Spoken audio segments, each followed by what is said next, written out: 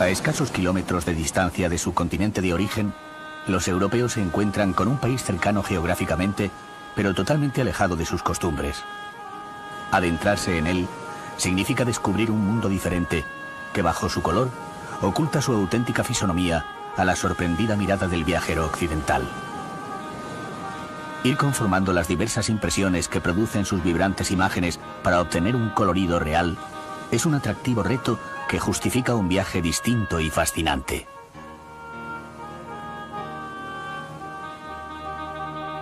La luz, el color, la vida de sus calles y plazas, el encuentro con su peculiar cultura, provoca una atracción tan especial que hace que artistas como Matisse exclamen al descubrir Marruecos: existe aún el paraíso en la tierra.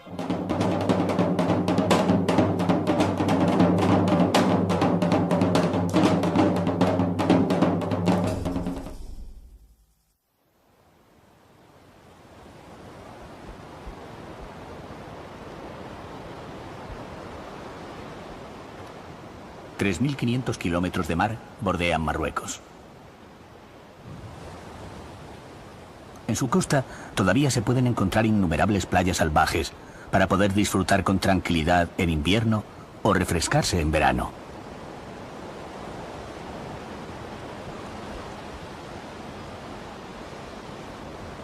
El mar tiene un significado especial para los países islámicos como Marruecos. Una tradicional interpretación de los versículos coránicos dice que Alá, el que enseña al hombre todo lo que ignoraba, tiene su trono sobre las aguas.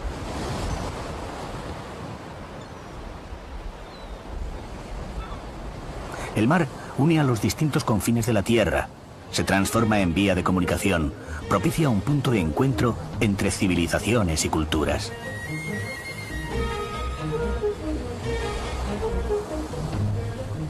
A través de las aguas llegó a estas tierras Roma, que estableció en Marruecos diversos asentamientos que constituían unas de las bases más remotas de su imperio. Volúbilis se convirtió en una de sus principales ciudades gracias al comercio de aceite y la extracción de cobre. Más de 20.000 personas convivían entre sus murallas, caminaban por las vías pavimentadas bordeadas por casas espaciosas o contemplaban las ricas mansiones con patios decorados de mosaicos.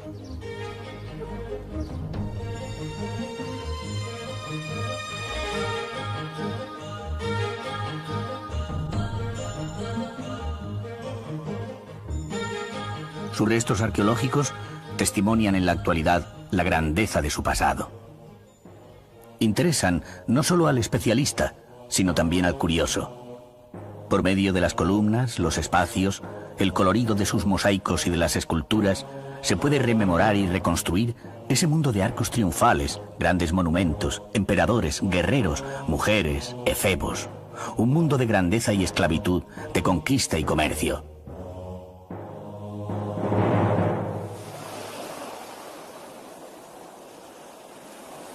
Pero el mar, además de nexo de unión, provoca otras facetas.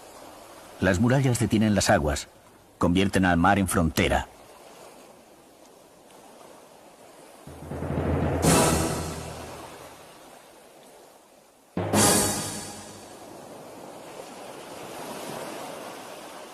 Las ciudades del suroeste atlántico de Marruecos, ricas en pesca, surgen como puntos de escala en la navegación atlántica.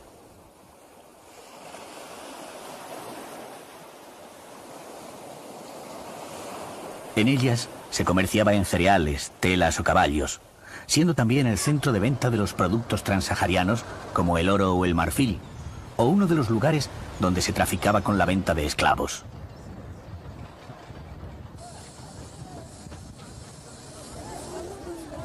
En Essaouira se establece, junto a los habitantes autóctonos, una próspera comunidad judía que desarrolla la economía y los negocios.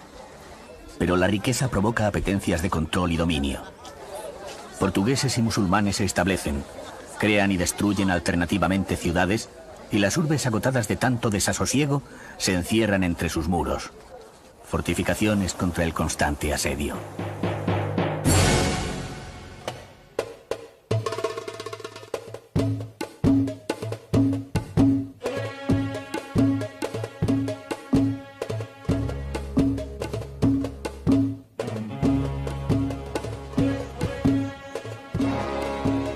Quizás fueron estos rojizos muros los que detuvieron el deambular de Orson Welles y su Otelo. Tras ir de ciudad en ciudad, cambiar de mares y países, Welles sitúa en estas calles, en estas fortificaciones, su adaptación cinematográfica de la tragedia de William Shakespeare.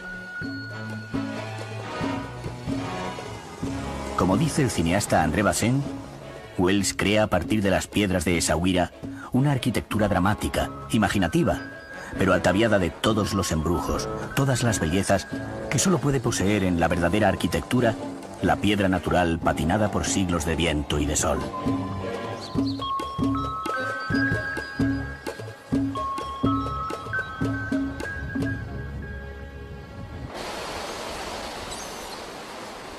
Pero estas ciudades edificadas por unos u otros, por portugueses, bereberes o árabes, con nombres otorgados o arrebatados en función del dominio, ofrecen en la actualidad al viajero otros atractivos distintos a los de su convulso pasado. El Jadira, Safi y Essaouira, la antigua Mogador de los portugueses, poseen muchas de las mejores playas del Atlántico. Son bahías extensísimas de arenas blancas, en cuyas aguas se pueden disfrutar los deportes marítimos en verano.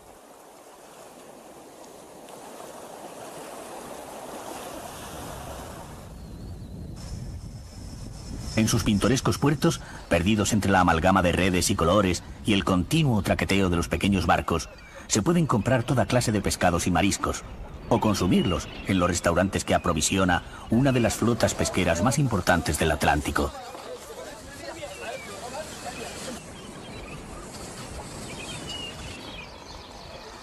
El clima templado y agradable que diferencia estas ciudades de las del interior invita al paseo, a curiosear por sus calles y a descubrir los legados de su antigua historia. En Essaouira, la ciudad blanca y azul refleja la confluencia de sus diferentes culturas.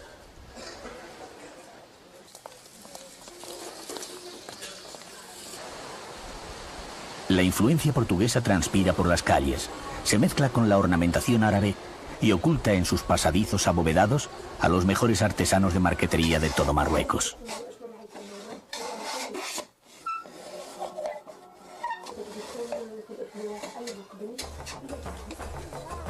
Trabajan y tallan toda clase de maderas, desde cajitas a mesas, o las características caretas que indican otra influencia, la del sur, la que proviene de la más ancestral África. En la vecina Safi, los artesanos se han especializado en otra faceta.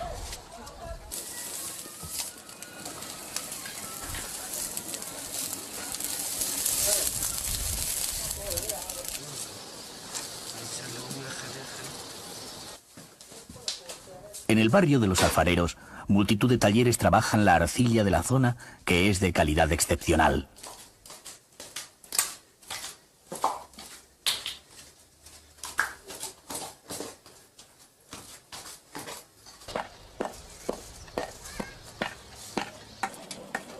Se producen toda clase de objetos labrados y tejas. Todo ello se hace siguiendo un proceso tradicional en el torno, que es manejado simultáneamente por manos que moldean la arcilla y pies que pedalean para que gire.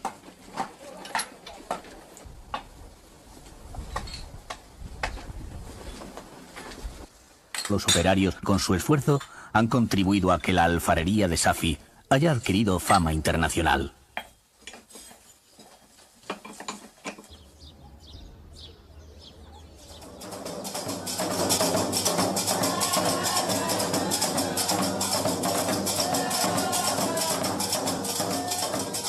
La convergencia de las distintas culturas y tradiciones bereberes, árabes, judías y europeas, junto a la influencia africana del sur, ha dotado a estas ciudades de un carácter cosmopolita y universal que las diferencia de otras urbes marroquíes de ancestros más arraigados.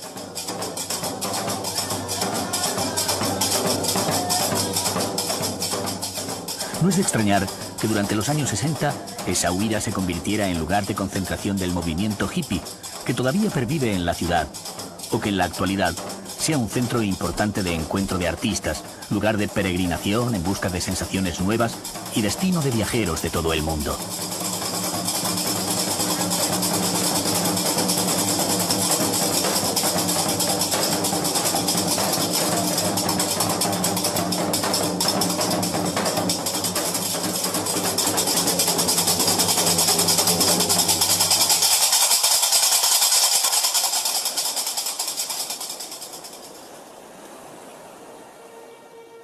Otras zonas no recibieron la influencia externa. Salvaguardadas por las fronteras naturales, algunas ciudades adquieren a lo largo de los siglos una mitología de inconquistables. Para llegar a ellas, al desviarnos desde Essaouira hacia el este, nos adentramos en un Marruecos más profundo, más introspectivo. Atravesando las carreteras y caminos, discurre una vida lenta, apegada a la tierra y asociada a la inalterabilidad del tiempo.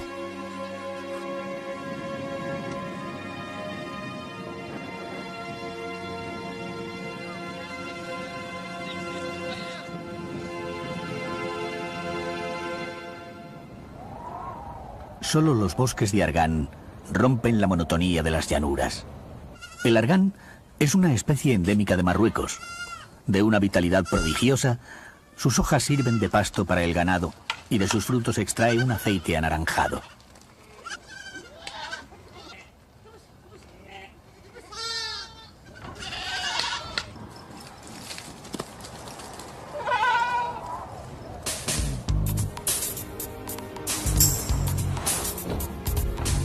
Dejando atrás los bosques de argán, separada de la costa atlántica por la aridez de las llanuras y protegida por las montañas del Alto Atlas, se encuentra Taraudán.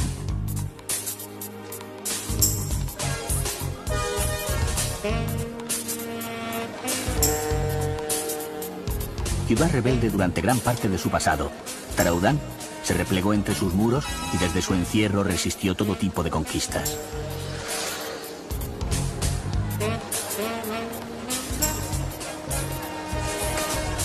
Eje de la resistencia contra el ejército francés, hoy sus murallas presentan un aspecto apacible que en nada recuerda el carácter indómito y levantisco que tuvieron sus habitantes.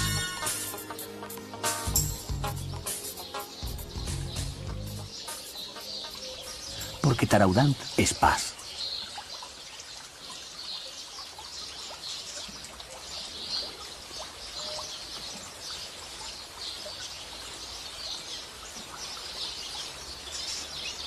Al pie de sus murallas se extienden lujuriosos jardines que conducen a los patios de los antiguos palacios reconvertidos hoy en hoteles suntuosos.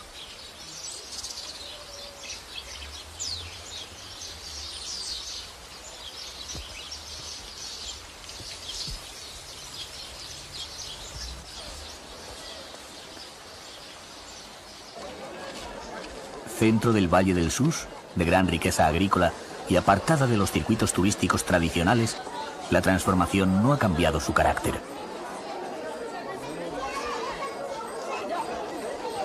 Es una de las ciudades más enraizadas de Marruecos. Plena de colorido, su apariencia encubre ancestrales secretos. La mirada se va tornando azul al reparar en los rostros que ocultan las mujeres tras sus velos. ¿Por qué el azul? Las respuestas son vagas. Unos aluden que es el color del desierto. Otras versiones dicen que es la herencia del sultán azul, que encabezó la lucha contra los franceses a comienzos de siglo. Sea como fuere, quizás solo lo sepan esas inaccesibles mujeres envueltas tras el misterio. Su visión produce sensaciones encontradas al viajero. La brillante impresión del colorido, el placer de saberse en un mundo distinto, despierta un sentimiento más sutil. La curiosidad por intentar comprender desde una mentalidad europea el por qué esas mujeres tienen que ocultar la expresión de sus emociones, su físico y sus sentimientos en rincones íntimos, casi clandestinos.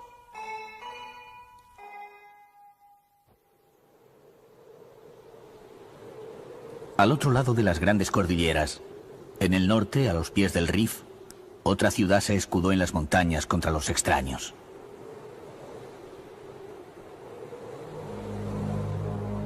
Xawin, ciudad santa, estuvo prohibida hasta entrado el siglo XX para los cristianos. Arriesgarse a entrar significaba la muerte.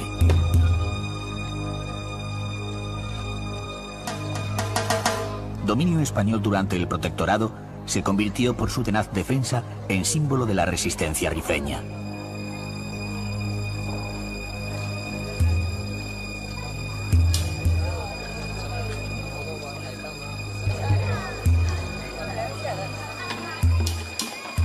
Pero en Xawin no vamos a encontrar guerras. Lo que hallamos son esas pinceladas de colores que tanto atrajeron a los pintores hacia Marruecos.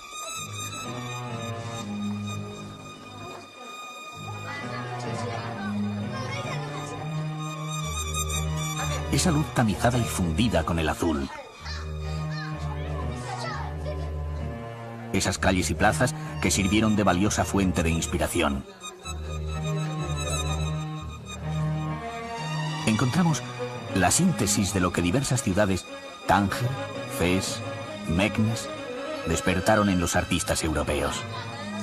Aquí está el azul de Matisse, la luminosidad de Delacroix, el colorido de Fortuny, como si la indómita Xauen, vedada durante tanto tiempo al viajero, hubiese querido, al no contar con su presencia física, aprehender su espíritu.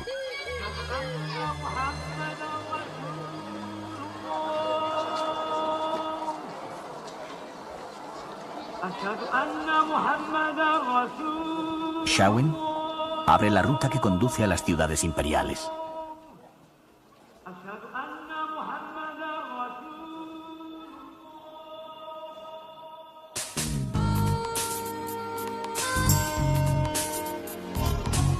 Aunque antes de la llegada de los árabes a Marruecos ya existían asentamientos bereberes. Son estos los que fundan las grandes ciudades desde las que podían gobernar de manera más efectiva. El lujo y la ostentación de sus palacios, mezquitas y edificios públicos representaban la fuerza de su dominio. En la ciudad de Fez, una gran explanada da acceso al Dar el-Maghzen, el palacio del sultán. Su fachada, cuidadosamente trabajada, combina el blanco con las tejas sarracenas de color verde. Ese color que, según Mahoma repetía, era tan beneficioso para la vista como el rostro de una mujer. Imbuidos por la duda de semejante afirmación, nos enfrentamos a sus deslumbrantes portones que celosamente cerrados impiden el paso. En este caso, hay que imaginar lo oculto, puesto que en Marruecos los diferentes palacios reales no pueden ser visitados. El lujo queda lejos de nuestro alcance, vedado por infranqueables muros.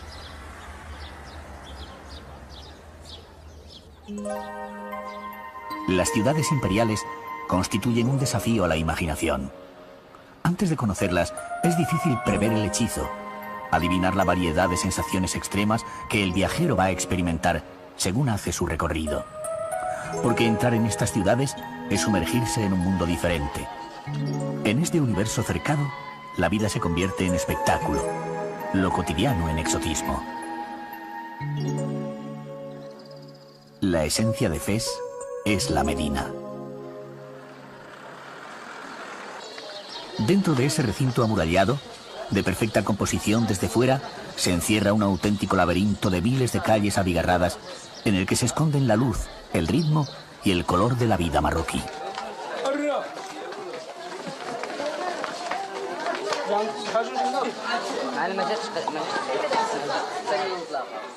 Cada rincón esconde una frenética actividad, cada esquina algo distinto.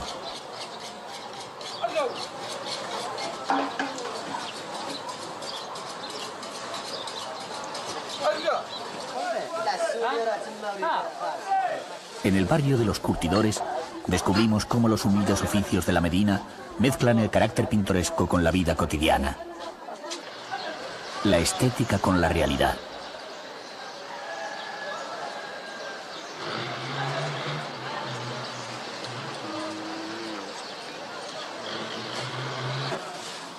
El proceso de curtido es muy laborioso. Hay que preparar la piel depilándola y desembarazándola de adherencias mediante baños de cal. Luego encurtirla y darla más elasticidad a través de los baños de agua con ácido sulfúrico y sal. Engrasarla, doladarla y sumergirla en cubetas de tintura donde los pigmentos vegetales se mezclan con cáusticos para fijar el color.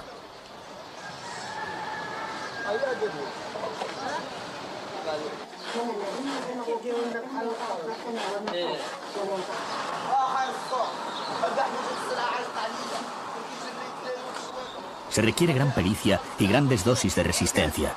El olor es fuerte y la actividad contaminante.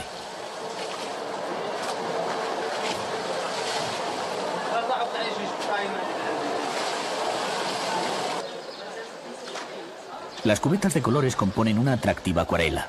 Rojos, verdes, amarillos, azules, ocres, anaranjados, marrones, todos los colores que un artista pudiese desear encontrar. Pero la acuarela conserva la transparencia. Bajo su llamativa estética no oculta la realidad de los colores de la vida, que compone atractivos cuadros pintados en cuya trama se vislumbran las duras y primitivas condiciones en las que se desarrolla una actividad que ha hecho que el cuero marroquí tenga renombre internacional.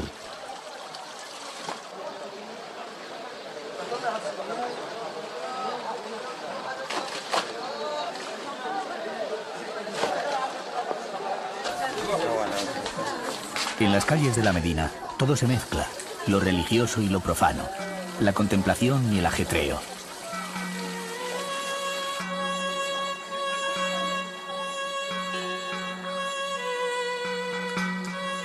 Junto al santuario del fundador de la ciudad, terreno prohibido a los infieles, el Fonduk, donde se acogía en otros tiempos a los comerciantes foráneos.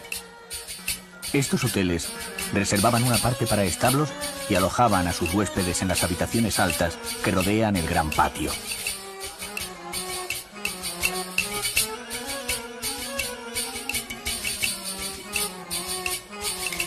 Sorprende ver su lujo y todavía más averiguar que en la actualidad se utilizan como simples almacenes.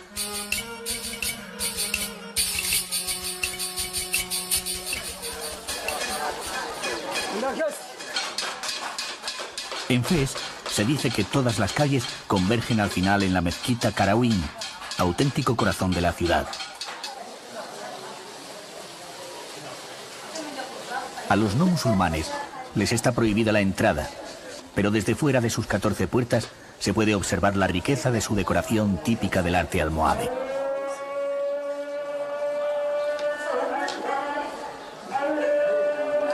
Arrebatada su jerarquía espacial, la Qarawin no pierde su orgullo. Sus espaldas albergan la universidad que se remonta al siglo X. Es más antigua que las de la Sorbona, Santiago o Salamanca, y tal jerarquía no puede ser conquistada. Durante siglos dispensó una enseñanza gratuita que comprendía materias como la religión, las ciencias, el derecho o la literatura. Llegó a tener más de 8.000 estudiantes en el siglo XIV. Constituida como uno de los pilares de la sabiduría, hoy estudian tras sus muros las mujeres y hombres del actual Magreb. Su biblioteca, de gran fama, posee una de las mayores y mejores colecciones de literatura islámica existentes en el mundo.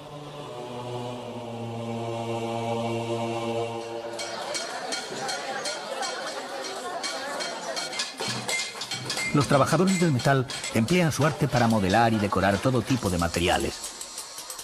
Hierro, bronce, cobre, latón, plata. La artesanía marroquí alcanza en sus manos una destreza admirable. Los pequeños punzones elaboran dibujos que van creando diseños originales. Se fabrican toda clase de objetos de decoración o utensilios, entre los que se encuentran las famosas teteras, que se pueden adquirir en cualquiera de las numerosas tiendas que pueblan la Medina.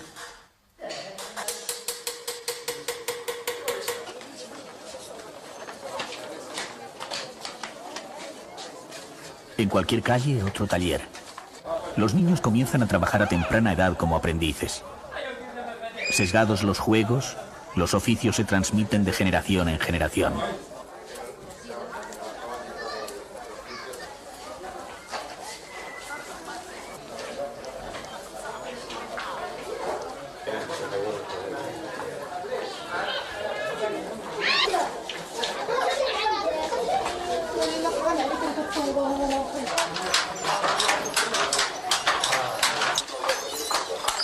La Medina es impredecible.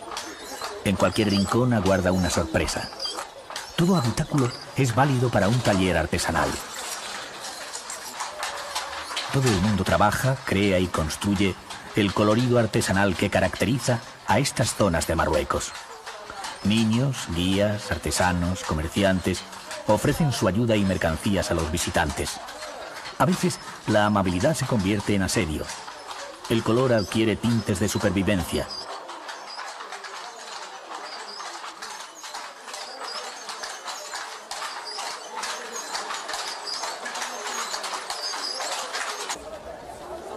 Tejidos, hilos, lanas, bordados, sedas. La industria textil marroquí es símbolo de su cultura.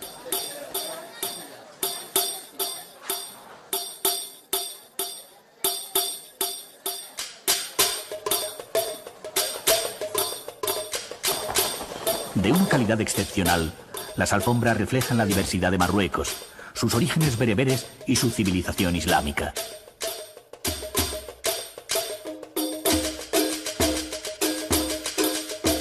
Fondos, dibujos y colores distinguen orgullosamente su lugar de procedencia. A través de ellos se puede determinar no solo la geografía de donde viene, sino también la tribu o familia que las ha confeccionado.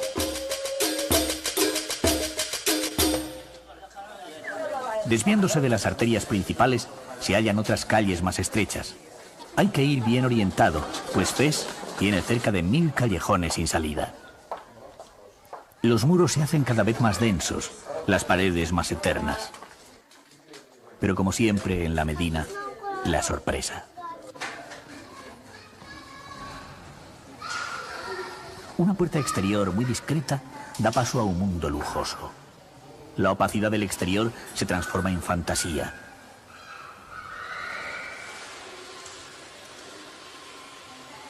Las habitaciones de la casa se distribuyen alrededor de un patio.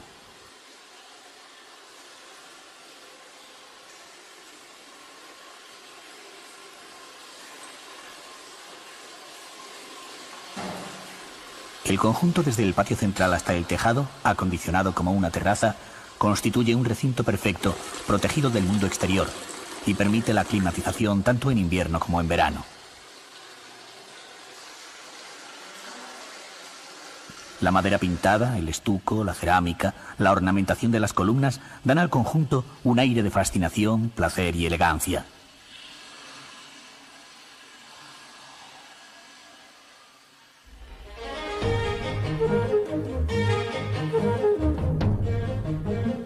60 kilómetros al oeste de Fez se encuentra una de sus grandes oponentes, la ciudad de Meknès.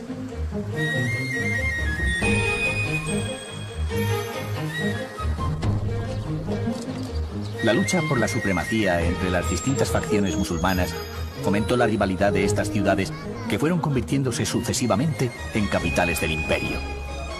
El poder debía reflejarse en todas las facetas. Por eso en estas ciudades las murallas, más que de defensa, sirven de ostentación. Si las de Fez eran extensas, las de Meknès más. Se extienden a lo largo de 40 kilómetros y fueron empleados 30.000 prisioneros para su construcción. Además, había que ornamentarlas, aunque para ello fuesen necesarias las piedras de los monumentos de Fez o Marrakech. La ambición del sultán por convertir a Meknès en una ciudad que rivalizara en esplendor con la del rey Sol de Francia se sintetiza en esta puerta Bab Mansour, la puerta del victorioso renegado, ya que fue edificada por un arquitecto cristiano convertido al Islam.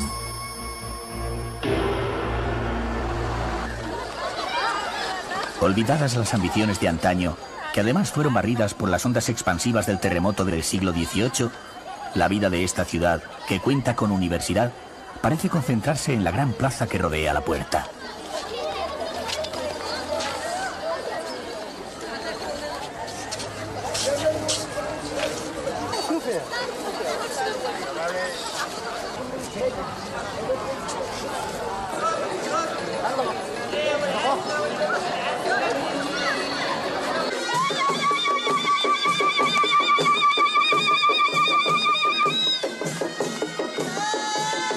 Las características del clima hacen que muchas de las manifestaciones vitales de los marroquíes se desarrollen fuera de sus casas.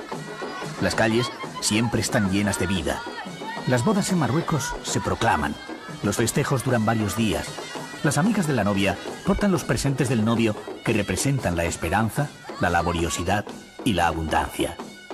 Todos los familiares y amigos bailan al son de los tambores, al ritmo de las liras y las gaitas.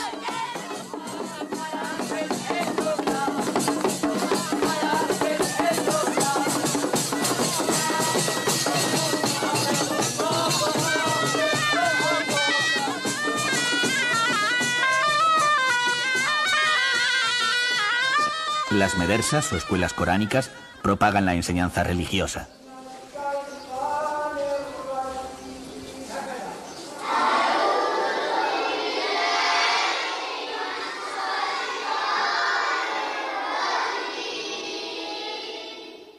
Alrededor de un patio cuadrado, donde se encuentra la fuente para las abluciones, se sitúa el haram, o sala de enseñanza y rezos. Los habitáculos superiores están destinados al alojamiento de los estudiantes. Como la religión musulmana prohíbe la representación figurativa, el arte islámico alcanza un alto grado de abstracción. Además de las formas geométricas, se escriben en los muros versículos del Corán. La escritura se embellece ante la necesidad de ser digna de la palabra divina. El arte se transforma en caligrafía.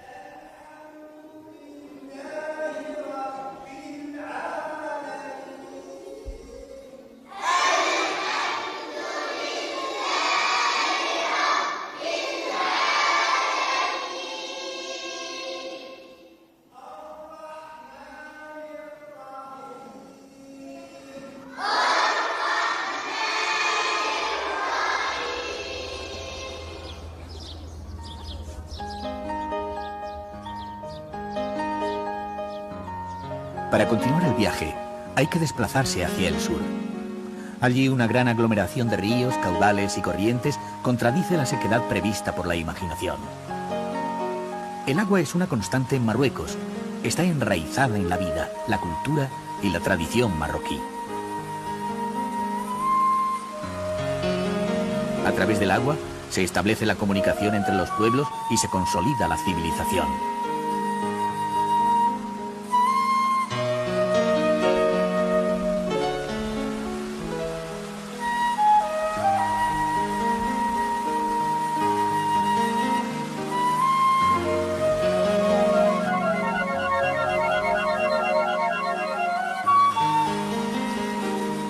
Por medio de las acequias y canales, el agua riega la tierra y proporciona la riqueza y la vida. El agua en fuentes y jardines se utiliza para recreo del espíritu, para el desarrollo del pensamiento y la meditación.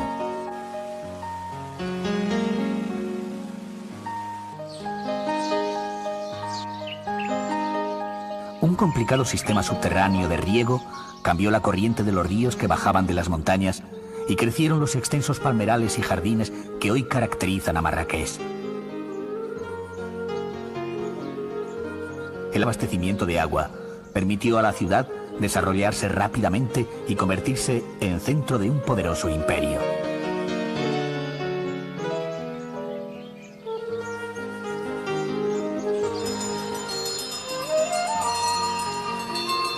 Los aguadores de presencia constante marcan la entrada de una ciudad que domina la Kutubía. Esta mezquita del siglo XII, en la actualidad en restauración, una de las más bellas del occidente musulmán, constituye el auténtico punto de partida para iniciar el recorrido por Marrakech.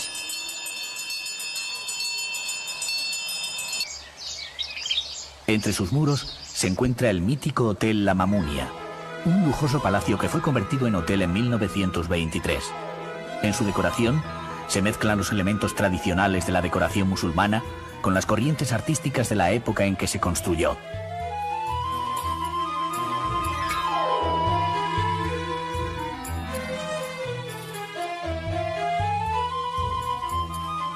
La síntesis es la fantasía de las 1001 noches que el viajero occidental había imaginado ver. Sinónimo de calidad y lujo, adquirió un carácter legendario que atrajo a famosos como Orson Welles, Rita Hayworth o el político Winston Churchill, que venía a cultivar aquí su afición oculta, la pintura.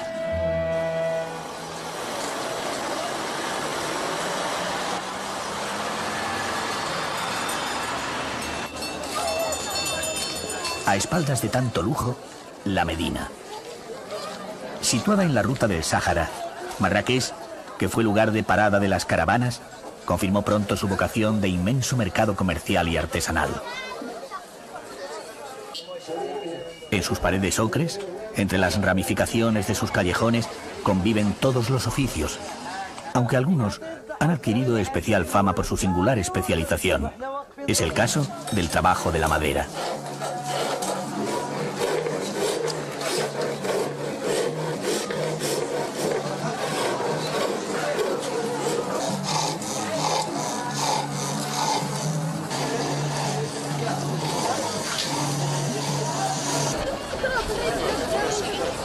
Pero el complicado laberinto lleva siempre a la misma salida. Es como si las intrincadas callejuelas quisiesen expulsar al viajero del zoco para que descubriesen la sorpresa.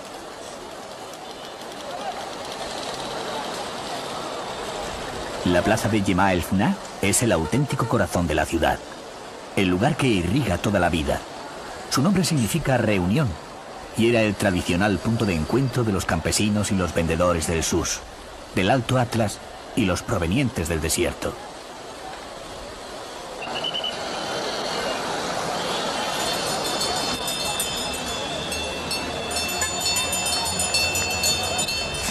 No es una plaza para atracción turística, a pesar de que en ella los aguadores siempre anden a la caza del viajero. Es una plaza con una sorprendente vitalidad, en cuyas entrañas se esconde toda el alma del sur. En su inmensa explanada se concentra todo, la gente de la ciudad y la de los pueblos, lo que es y lo que no es, lo verdadero y lo falso. La atracción es aquí la vida que se convierte en espectáculo.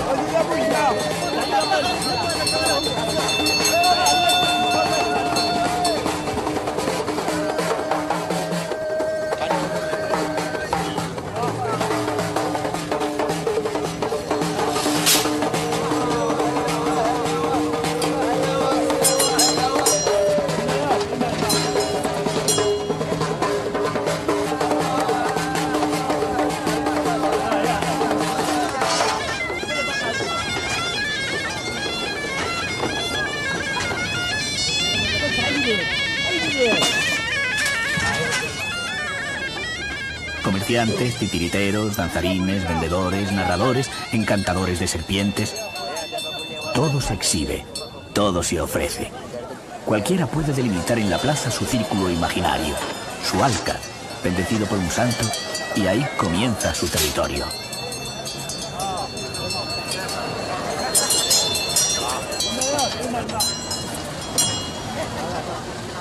La lluvia no altera la vida.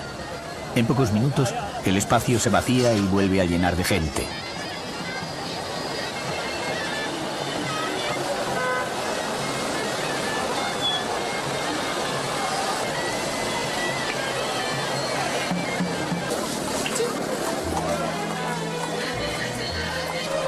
La oscuridad no acaba con el divertimento. Continúan las historias, los cuentos de las 1001 noches, los tesoros escondidos, los curiosos, los vagabundos, la venta de agua y los encantos.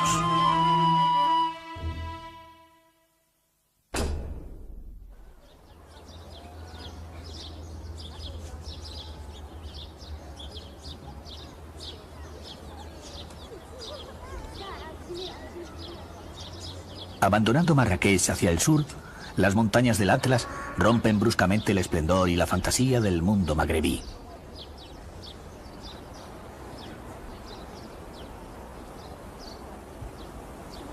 El estuco, la madera tallada, los arcos, quedan en el recuerdo para dar paso a enormes montañas de nieves perpetuas que el viajero es incapaz de predecir. Al otro lado de la montaña, la estación de esquí. A este, la contemplación.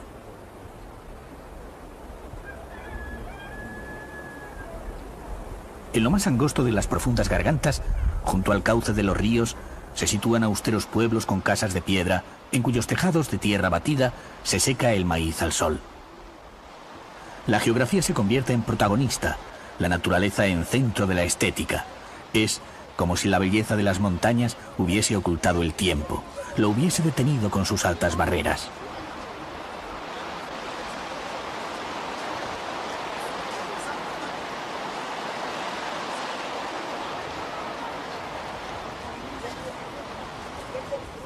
La vida depende de los recursos de la naturaleza.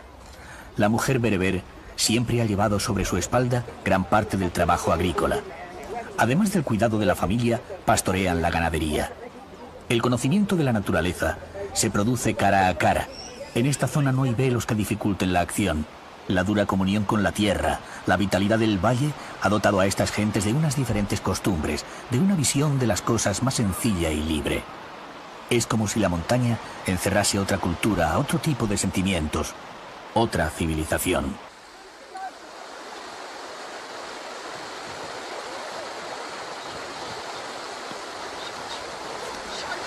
El rigor climático, la difícil supervivencia de sus habitantes, el color de la tierra, inducen a pensar que se abandona el universo mágico magrebí.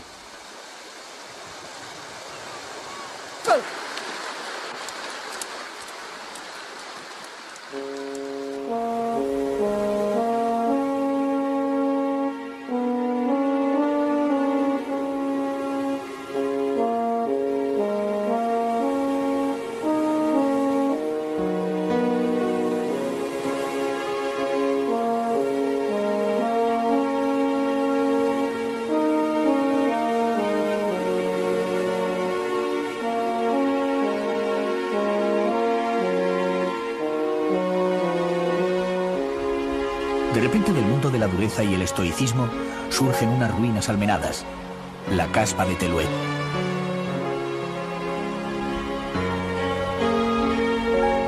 Al cruzar la desvencijada puerta y atravesar unos pasillos de adobe que parecen no conducir a ninguna parte, entre restos de tronco y barro se descubren unas salas llenas de fantasía y voluptuosidad.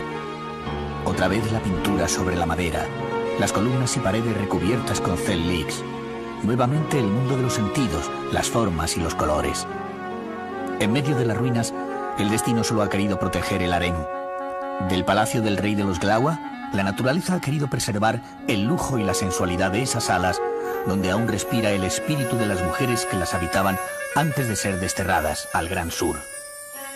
Allí, como contrapunto, las mujeres ocultan su frente y barbilla tatuadas, tras un haik negro. Color y sombra, lujo y ascetismo se suceden en Marruecos.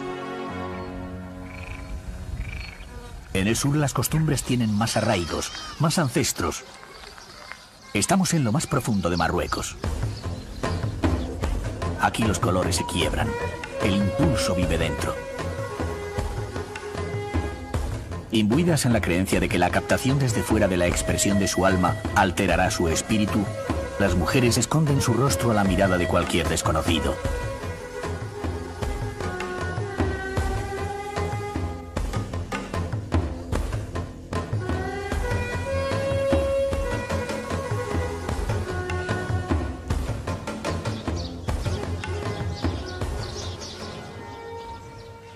A las espaldas del pueblo, el oasis. En su interior, los árboles frutales prodigan su sombra sobre el verde vivo de cereales y huertos. Y sobre ese color vivo, siempre el negro.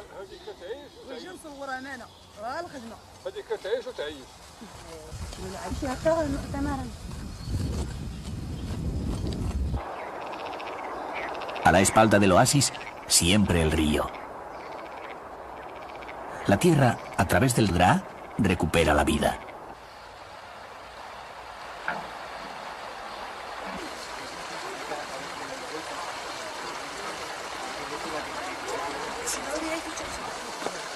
Y dominando el río, la caspa.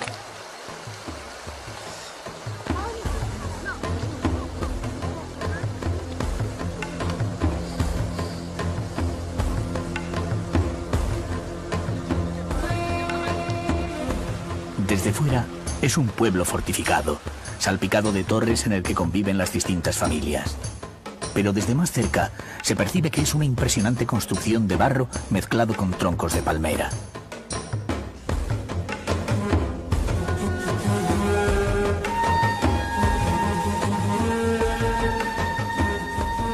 Las actividades continúan en la actualidad, como en inmemoriales tiempos, desarrollándose bajo su protección.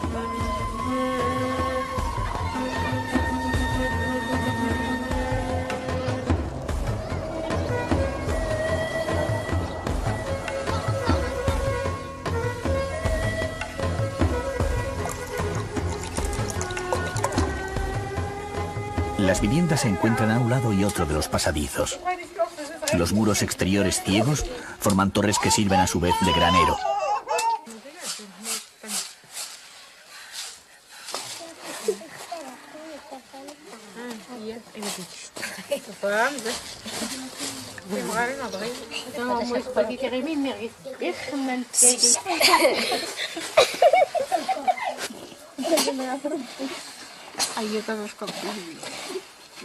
El adobe es el principal material de construcción y también un excelente regulador térmico. Sus calles albergan además de a los habitantes a la ganadería. Todo está separado pero unido: hábitat, ganado y granero.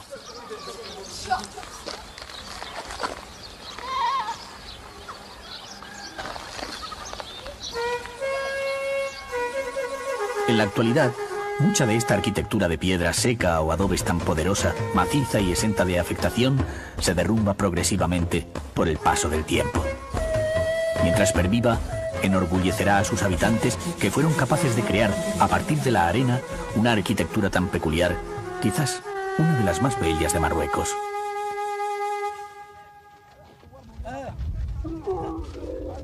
Marruecos es uno de los pocos países en los que todavía se puede esperar la aventura. Desde las últimas poblaciones del Draa se organizan expediciones que se adentran en el desierto. A pesar del sobrecogimiento y el temor que secularmente ha inspirado el desierto, siempre ha existido la presencia humana en su interior. Adaptados a unas condiciones difíciles de vida, los habitantes nómadas crearon una peculiar cultura que hoy se encuentra en peligro de extinción.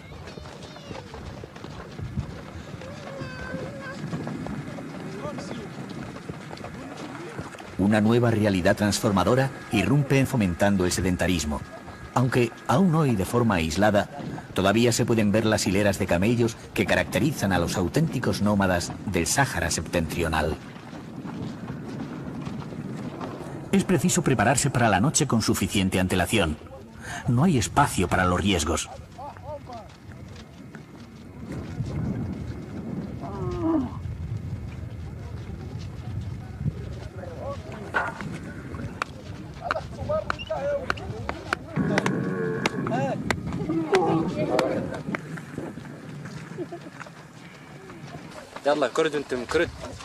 La tienda rápidamente montada se adapta al clima y es adecuada para los desplazamientos.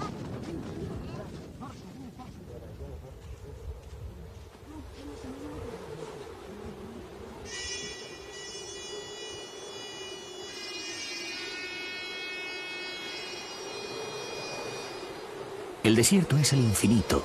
En los oasis o en las casbah siempre existe un veto, un muro.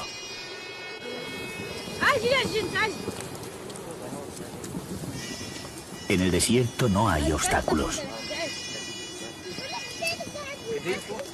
Como dicen sus habitantes, en el desierto se da la verdadera sabiduría, porque en él no hay nada esencial ni superfluo, sino solamente necesario. Y con tan pocas cosas, ellos saben no solamente vivir, sino además a veces reír y ser felices.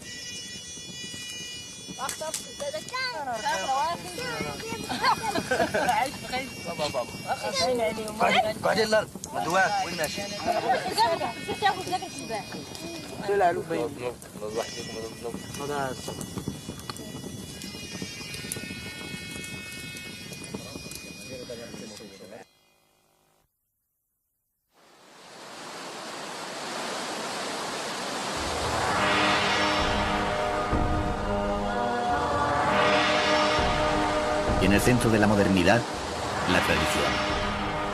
La más grande mezquita del mundo musulmán, después de la Meca, se eleva en Casablanca. Inaugurada al fin de 1993, su torre o alminar tiene 175 metros de altura, lo que convierte a la mezquita en el edificio religioso más alto del mundo y en el de mayor tamaño de África. Edificada en sus 3/4 partes sobre el mar, a causa de que la tradición sitúa el trono de Alá sobre las aguas, este edificio de proporciones descomunales fue costeado en su mayor parte por el pueblo marroquí, que aportó más de 65.000 millones de pesetas.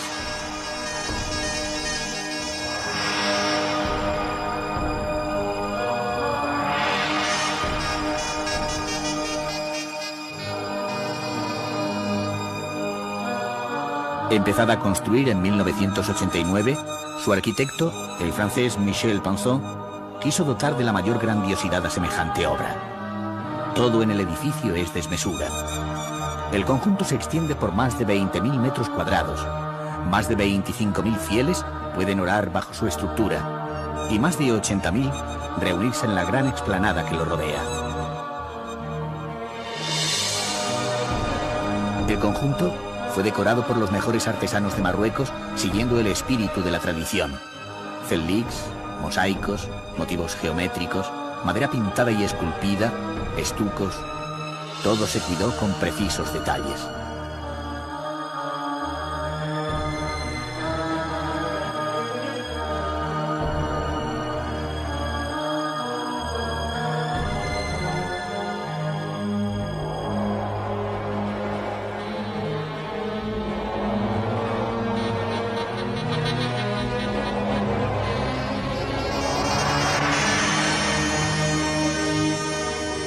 En la planta baja, construida en el subsuelo, se encuentran las pilas de las abluciones y los baños que en nada desmerecen de la sala principal.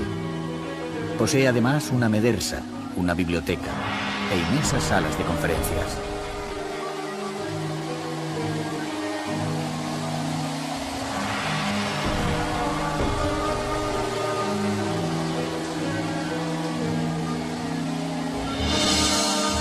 Se deseaba que tan suntuoso edificio fuese para África lo que representaba la Estatua de la Libertad para Norteamérica.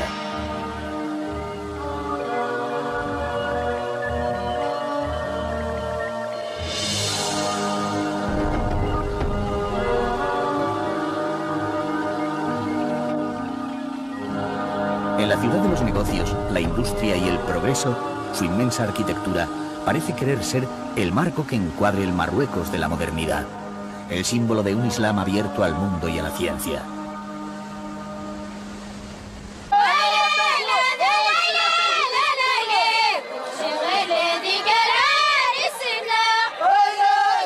Los Musem son grandes reuniones populares que congregan a distintos grupos bereberes y árabes.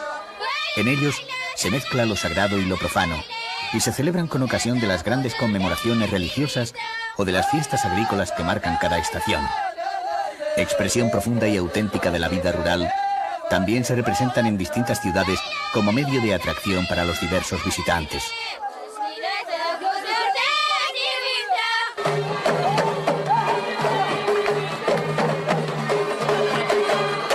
En estos festejos se mezcla la realidad y la ilusión, lo que Marruecos de verdad es y lo que la mentalidad occidental piensa que es.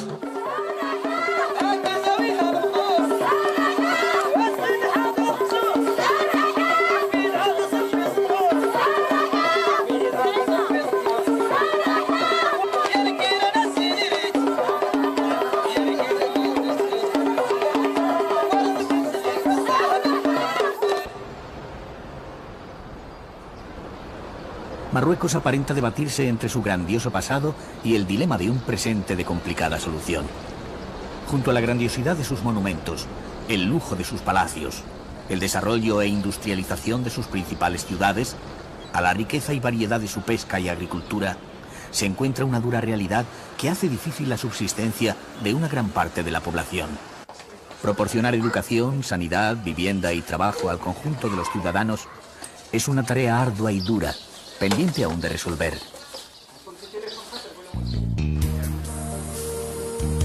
El universo mágico tiene zonas de oscuridad. Las luces y las sombras se entremezclan en su espacio. Al final del recorrido, se percibe que, a diferencia de lo que proclamaba Matisse, Marruecos no es un paraíso. En los paraísos, el tiempo está detenido, todo está determinado, no cabe lo imprevisto.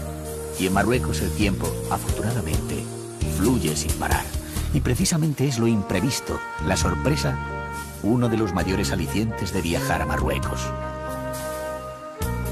En este país, el viajero puede disfrutar de sus cálidas aguas, viajar por el inconmensurable desierto, descubrir sus impresionantes casbah, admirar sus palacios o esquiar en sus montañas. Pero por muy difícil que sea de superar, un atractivo aún mayor se ofrece sin ningún pudor a los ojos del visitante: su sinceridad. Tras las murallas aguardan los colores de la vida: azules, verdes, rojos, amarillos, que con su viveza convierten la sorpresa en realidad. Porque en países como Marruecos, lo interesante no es la impresión, sino la verdad.